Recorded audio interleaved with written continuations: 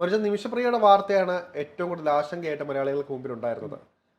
തൂക്കിലേറ്റപ്പെടുന്നതിന് മണിക്കൂറുകൾക്ക് മുൻപാണ് ആ വിധി പിൻവലിച്ചുകൊണ്ട് കാന്തപുരം തന്നെ പ്രഖ്യാപിച്ചത്. അത് തൽക്കാലത്തേക്ക് നീട്ടിവെച്ചു എന്നുള്ള വധശിക്ഷ നീട്ടിവെച്ചു എന്നുള്ള കാര്യങ്ങളൊക്കെ പറഞ്ഞത്. അതിനുശേഷം വീണ്ടും അതൊരു ചോദ്യമായിരുന്നു, വധശിക്ഷ നീട്ടിയെങ്കിൽ അതിൽ നിന്ന് എന്ന് മോചനം ഉടൻ ഉണ്ടാകുമോ, അങ്ങനെ തരത്തിലുള്ള ചർച്ചകളുണ്ടായിരുന്നു. ഇതിനിടയിൽ തന്നെ കാന്തപുരം സജീവമായിട്ട് പ്രവർത്തിച്ചു. മാത്രമല്ല ഇതിനിടയിൽ കുറെ ആക്ഷൻ കൗൺസിലും അടക്കമുള്ളവർ ഇതിനകത്ത് സജീവമായി പ്രവർത്തിച്ചു. എന്നിട്ടും അവിടെ ഈ പ്രതീക്ഷ നൽകുന്ന വാർത്തകൾ ഇതിനിടയിലും വന്നു. അതായത് മോചനം ഉടൻ ഉണ്ടാകുമെന്ന രീതിയിൽ വാർത്ത വന്നപ്പോൾ തന്നെ മറുവശത്ത് നിന്ന് തലാലിന്റെ കുടുംബം പറഞ്ഞത് ഒരു തരത്തിലും ഇതിനകത്ത് ഈ ഒരു അനുകൂലമായിട്ട് നിൽക്കില്ല, വധശിക്ഷയുമായിട്ട് തന്നെ മുന്നോട്ട് പോകും.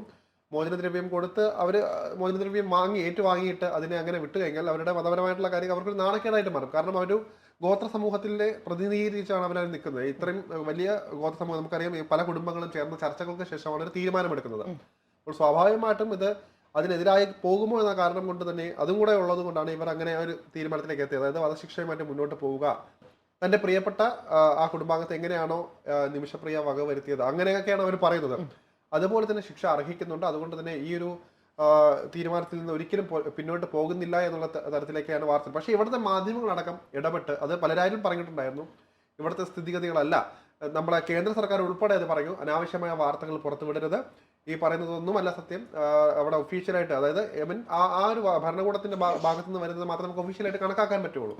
ഇത് നമ്മുടെ മാധ്യമങ്ങളും അതുപോലെ തന്നെ ആരുടെയൊക്കെ വാക്കുകൾ കേട്ട് നമ്മൾ ഏറ്റുപിടിച്ചാണ് വാർത്തകൾ കൊടുത്തിട്ടുണ്ടായിരുന്നത്. അതിന്റെ പേരിൽ എനിക്ക് തോന്നുന്ന കുടുംബത്തിന് അനുഭവിക്കണം. കാരണം ഒരു പ്രതീക്ഷ നൽകുന്ന ഒരു സമയം വരെ ഉണ്ടായിട്ടുണ്ടായിരുന്നു. അപ്പൊ അതിനുശേഷം 24-ാം തീയതി വധശിക്ഷ നടപ്പാക്കുമെന്ന് കെ പോൾ, അതായത് ഇവാഞ്ചലിസ്റ്റ് ആയ ഈ ഒരു നിമിഷപ്രിയ വിഷയമായിട്ട് തുടക്കം മുതൽ തന്നെ രംഗത്തുണ്ടായിരുന്ന കെ പോൾ പറഞ്ഞിരിക്കുകയാണ്. അപ്പോൾ അദ്ദേഹം ഇതിനിടയിൽ പറഞ്ഞിട്ട് നിർണായകമായ ചർച്ചകൾ നടന്നുകൊണ്ടിരിക്കുകയാണ്. വധശിക്ഷ ഉണ്ടാകും, പക്ഷേ ഏറ്റവും അവസാന ഘട്ടത്തിലെങ്കിലും നിമിഷപ്രിയയെ മോചിപ്പിക്കാൻ സാധിക്കും എന്നതിന് നിർണായക ചർച്ചകളാണ് നടക്കുന്നത്.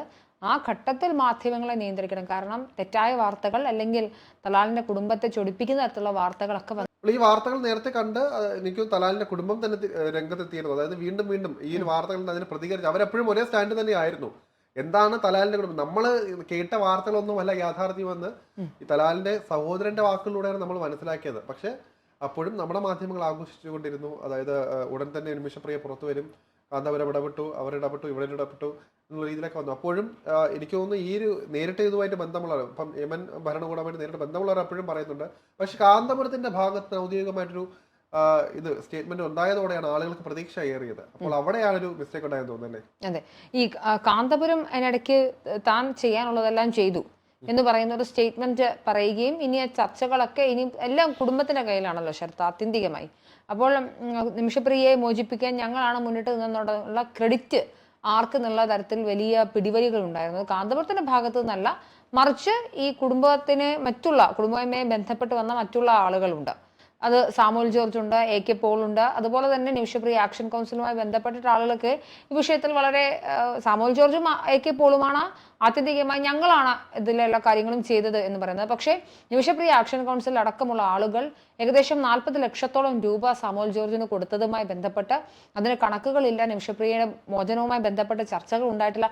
ഇങ്ങനെയുള്ള കുറേ കാര്യങ്ങളാണ്. അതായത് ചർച്ചകൾക്കുള്ള പ്രാരംഭ നടപടികൾക്ക് ആവശ്യമെന്ന രീതിയിലാണ് ഏകദേശം 10-30 ലക്ഷത്തിന് മുകളിലുള്ള തുക ഈ നിമിഷപ്രിയ ആക്ഷൻ കൗൺസിൽ ലോകമെമ്പാടുമുള്ള മലയാളികളിൽ നിന്ന് പിരിച്ച് സാമുവൽ ജോർജിന് വിശ്വസ്തർക്കും ഏൽപ്പിക്കുന്നത്.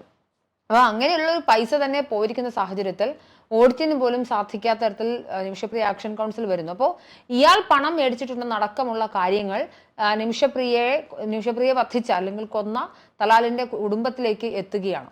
അപ്പൊ ഞങ്ങൾക്ക് പണം തന്നു എന്ന രീതിയിലുള്ള വാർത്തകൾ പ്രചരിച്ചതോടുകൂടി ഈ കുടുംബത്തിന്, നമുക്കറിയാം യമൻ പോലൊരു രാജ്യത്ത് ഇത് വലിയൊരു അഭിമാനത്തിന്റെ പ്രശ്നം കൂടിയാണ്. അപ്പൊ അവർ പണം മേടിച്ച് സഹോദരനെ കൊന്നയാളെ വിട്ടുകൊടുക്കാൻ പോവുകയാണ് തരത്തിൽ വാർത്തകൾ പ്രചരിച്ചതോടെ ഈ കുടുംബത്തിന് വലിയ പ്രതിസന്ധി ഉണ്ടാവുകയാണ്, വരികയും ചെയ്യുന്നു. അപ്പോൾ സാമുവൽ ജോർജ് എന്ന് പറഞ്ഞാൽ ഇത് പണം മാത്രമല്ല, നിമിഷപ്രിയയ്ക്ക് വധശിക്ഷ വിധിക്കുന്ന ദിവസം സാമുവൽ ജോർജ് എന്ന് കൺഗ്രാറ്റുലേഷൻസും പറഞ്ഞിരുന്നു എന്ന് തലാലിന്റെ സഹോദരൻ പൊതുമധ്യത്തിൽ പറയുകയാണ്. അതായത് എന്താണോ നിമിഷപ്രിയ മോചനവുമായി ബന്ധപ്പെട്ട് ഇയാൾ നമുക്ക് തന്നിരുന്ന ചിത്രം അത് മുഴുവൻ തെറ്റാണെന്ന് തലാലിന്റെ സഹോദരൻ തന്നെ പറയുന്ന ഒരു സാഹചര്യം. മാത്രമല്ല നിമിഷപ്രിയയുമായി ബന്ധപ്പെട്ടിട്ട് ഈ തലാലിന്റെ സഹോദരൻ അങ്ങനെ ഫേസ്ബുക്കിൽ ആക്റ്റീവായ ഒരാളൊന്നും ആയിരുന്നില്ല. പക്ഷെ തുടർച്ചയായി നിമിഷപ്രിയ വിഷയവുമായി ബന്ധപ്പെട്ട് തങ്ങൾ കുടുംബത്തിനെതിരെ ഒരു ഫേക്ക് ന്യൂസ് വരുന്നു. മാത്രമല്ല അവരെ തന്നെ എത്രയോ ബാധിക്കുന്ന സെൻസിറ്റീവാണ്, വിഷയമാണ്. അതായത് എത്രയോ സെൻസിറ്റീവാണ്. ആ കുടുംബത്തിന് അവരുടെ സ്വന്തം സഹോദരനെയാണ് നഷ്ടപ്പെട്ടത്, അല്ലെങ്കിൽ മകനെയാണ് അവരുടെ ഉമ്മയ്ക്ക് നഷ്ടപ്പെട്ടിരിക്കുന്നത്. ആ ആളെ കൊന്ന നിമിഷപ്രിയനെ മോചിപ്പിക്കാൻ വേണ്ടി നമ്മൾ അവരുടെ ദയാദാക്ഷിണ്യത്തിൽ നിൽക്കുമ്പോൾ ഇവരെ കുറിച്ച് തെറ്റായ വാർത്തകളടക്കം പ്രചരിക്കുന്ന ഘട്ടത്തിലാണ് കുടുംബം ഇറങ്ങി വന്നിട്ട് പറയുന്നത്. കുടുംബം ഇപ്പോൾ ഒരു മഹാമനസ്കത കാണിച്ചാൽ പോലും ആ ഒരു സമൂഹം അവർക്ക് കൊടുക്കുമെന്ന് തോന്നുന്നുണ്ടോ, ഒരു മനസ്സമാധാനം കൊടുക്കും? കാരണം അവരെ സംബന്ധിച്ചിടത്തോളം ഈ ഗോത്രം നേരത്തെ പറയുന്നത്, അവിടെ കോടതിയും പോലീസും എല്ലാം തന്നെ അവിടുത്തെ ഗോത്ര തലവന്മാരാണ്, അവരൊക്കെ തന്നെയാണ്. അപ്പോൾ ഈ നേരത്തെ മനസ്സിലാക്കിയവിടെ തന്നെ ഇപ്പോൾ അങ്ങനെ ഒരു അവസ്ഥയിലേക്ക് വന്നാൽ പണം വാങ്ങിച്ചാൽ അവരെ ഒറ്റപ്പെടുത്തുകയേ ഉള്ളൂ കൂടുതൽ.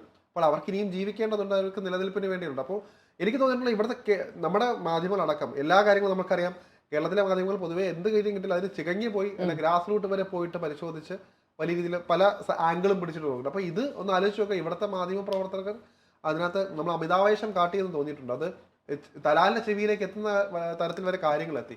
ഒരുപക്ഷെ ഇത് സംയമനത്തോടെ ഹാൻഡിൽ, ഇപ്പൊ നേരത്തെ പറഞ്ഞ പോലെ തന്നെ ഇത് പ്രോപ്പറായിട്ടുള്ള വേദന കേന്ദ്രം നമ്മളെപ്പോഴും നോക്കേണ്ടത് അങ്ങനെയാണ്. ഒരു രാജ്യം മറ്റൊരു രാജ്യത്തിന്റെ നയതന്ത്ര ബന്ധമുണ്ടല്ലോ, അത് കൈകാര്യം ചെയ്യുന്നത് കുറച്ചുകൂടെ രീതിയാണ്. അതിനകത്ത് ആവശ്യമുള്ളവരെ ഇപ്പൊ നേരത്തെ പറയുന്നത് ആക്ഷൻ കൗൺസിൽ ആണെങ്കിലോ ഇപ്പൊ കുടുംബമാണെങ്കിലോ അവരൊക്കെ ഇപ്പൊ കേന്ദ്രം നേരത്തെ പറഞ്ഞ തന്നെ അവർ മൂലം പോയിരുന്നെങ്കിൽ ഇത്രയും പ്രശ്നങ്ങൾ ഉണ്ടായില്ല. ഇത് അവകാശവാദം ഉന്നയിച്ച് ഒരുപാട് പേര് വന്നു. എനിക്കൊന്ന് കെ പോളിനടക്കം വ്യാജ പണപ്പിരിവ് നടത്തി എന്ന് പറഞ്ഞ രീതിയിൽ ആരോപണങ്ങൾ വരുന്നു. പലതരത്തിലാണ് അങ്ങനെ വന്നുകൊണ്ടിരുന്നത്. അപ്പോൾ എന്താണ് ശരി എന്താണ് തെറ്റെന്ന് നമുക്ക് തന്നെ ചിന്തിക്കാൻ പറ്റാത്തൊരവസ്ഥയാണ്. ഇപ്പോൾ തന്നെ നമ്മൾ അന്ന് തന്നെ പറയുന്നത് ഈ ഒരു വധശിക്ഷ നീട്ടിവെച്ചു എന്ന് പറയുകയും പോലും പിന്നീട് അതുമായിട്ട് ബന്ധപ്പെട്ട വാർത്തകൾ ഇപ്പൊ ഇനി തിരിച്ചു വരാൻ പോകുന്നു എന്നുള്ള രീതിയിൽ വാർത്തകൾ വരുന്നു. ദലാലിന്റെ കുടുംബം പണം വാങ്ങി എന്ന് പറയുന്നുണ്ട്. അത് അന്ന് പറഞ്ഞ വാർത്തകൾ അങ്ങനെയായിരുന്നു. അപ്പൊ എത്രയോ പണം വാങ്ങിയിട്ടാണ് ഇങ്ങനെ ഈ നിര്യാതനം നൽകിയിട്ട് ആണ് ഇവരെ വിട്ടേക്കുന്നത്, നിമിഷപ്രിയെ മോചിപ്പിക്കാൻ പോകുന്ന തരത്തിലുള്ള വാർത്തകളൊന്നും. ഇതെല്ലാം തന്നെ സ്വാഭാവികമായിട്ടും ആർക്കും ഉണ്ടാകുന്നൊരു ഇതാണ് അവരും പ്രകടിപ്പിച്ചത്. അപ്പോൾ എന്തായാലും നേരത്തെ പറഞ്ഞതുപോലെ തന്നെ ഇനിയും എനിക്കൊന്ന് ഇപ്പോൾ മാധ്യമങ്ങളൊന്നും അടങ്ങിയെന്നത് എനിക്കൊന്ന് രാഹുൽ മാങ്കൂട്ടത്തിന് വിഷയം കൂടെ വന്നുകൊണ്ടായിരിക്കാം നിമിഷപ്രിയമായിട്ട് ബന്ധപ്പെട്ട ഏറ്റവും സുപ്രധാന ഒരു വാർത്ത അല്ലെങ്കിൽ ഒരു അപ്ഡേറ്റ് എന്നുള്ള രീതിയിലാണ് വന്നിരിക്കുന്നത്. ഇത് എത്രത്തോളം യാഥാർത്ഥ്യമാണ് അല്ലയോ എന്നത് കണ്ടു തന്നെ അറിയേണ്ട കാര്യമാണ്. 24-ാം തീയതി 25-ാം തീയതി ഈ ദിവസങ്ങളിൽ ഏതെങ്കിലും ഒരു ദിവസങ്ങളിൽ ചിലപ്പോൾ വധശിക്ഷ നടപ്പാക്കുമെന്ന് പറയപ്പെടുന്നുണ്ട്. എങ്കിലും ഔദ്യോഗികമായിട്ട് അറിയിക്കുമോ ഇല്ലയെന്ന് അറിയില്ല. കാരണം പ്രോപ്പർ ആയിട്ടുള്ള ഇതൊന്നും നമുക്ക് പ്രതീക്ഷിക്കേണ്ടതില്ല. ഒരു പക്ഷേ ഇത് നടത്തിയതിന് ശേഷമായിരിക്കും പറയുന്നത്, അല്ലെങ്കിൽ തീരുമാനങ്ങൾ നമുക്ക് ഔദ്യോഗികമായിട്ടൊരു സ്ഥിരീകരണം കിട്ടിയിട്ടില്ല. എങ്കിൽ പോലും എനിക്ക് തോന്നുന്നു കേന്ദ്ര സർക്കാർ അടക്കം ഇതിനകത്ത് ഇടപെടുന്നുണ്ടായിരിക്കും. കാരണം നേരത്തെ മുതൽ തന്നെ എല്ലാം രഹസ്യമായിട്ടാണ് അവർ നീക്കിക്കൊണ്ടിരുന്നത്. അതായത് ആളുകളെ പരമാവധി ഉൾപ്പെടുത്തി കഴിഞ്ഞാൽ എന്തൊക്കെയാണ് ദൂഷ്യഫലങ്ങളെന്ന് ഇവർക്ക് ഇതിലൂടെ തന്നെ മനസ്സിലാക്കണം. അതുകൊണ്ട് തന്നെ നയതന്ത്രപരമായിട്ട് കാര്യങ്ങൾ അവർ കുറച്ചുകൂടി എന്താ പറയുക പക്വതയോടെ കാര്യങ്ങൾ ഹാൻഡിൽ ചെയ്യുമെന്ന് പ്രതീക്ഷിക്കാം. നിമിഷപ്രിയയെ സംബന്ധിച്ച് അടുത്ത 2-3 ദിവസങ്ങൾ ഏറ്റവും നിർണായകമാണെന്ന് തന്നെ പറയാം. കേരളം കേൾക്കാതിരിക്കട്ടെ ആ വാർത്ത എന്നാണ് പറഞ്ഞു നിർത്താനുള്ളത്. തീർച്ചയായിട്ടും.